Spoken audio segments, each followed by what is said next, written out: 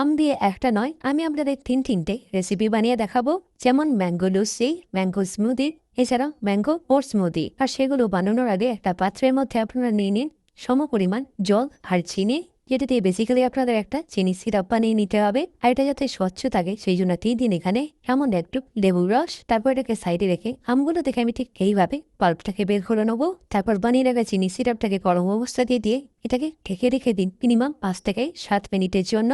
তারপর একটা ঠিক এরকম স্মোক পেস্ট বানিয়ে নিন। তাহলে আমার এই বেসিক মিক্সচারটা আপনাদের রেডি হয়ে গেল।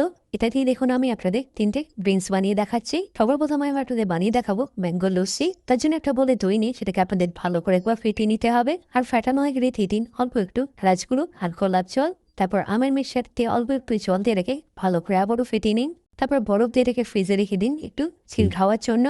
আমি এটাকে আপনাদের অবশ্যই পরিবেশন করে দেখাবো, বাট তার আগে আমি এখানে বানিয়ে নিয়েছি ম্যাঙ্গো ওটস স্মুদি। তার জন্য একটা মিক্সিং জারের মধ্যে আপনারা নিয়ে নিন সবার প্রথম ভিজিয়ে রাখা ওটস 2 চামচ, তার সাথে দিয়ে দিন 5 থেকে 6টা অ্যালমন্ডস, তারপর যে আমের পিউরিটা বানিয়ে রেখেছিলাম সেটা, তারপর এর সাথে যাবে হাফ কাপ দুধ, 1 চা চামচ মতো হানি আর আইস কিউবস। ব্যাস এটা পেস্ট করে দিয়ে রেডি। এবার ম্যাঙ্গো স্মুদির জন্য আমি এখানে নিয়ে নিচ্ছি একটা মিক্সিং জারের মধ্যে খেজুর, তার সাথে দিয়ে দেবো দুধ, এছাড়াও যাবে হানি, ম্যাঙ্গো পিউরে, আইস কিউব আর ভ্যানিলা আইসক্রিম। ব্যাস মিক্স করে আপনাদের রেডি হয়ে গেল ম্যাঙ্গো স্মুদি। এবার একে একে এগুলোকে আমি পরিবেশন করে নেব।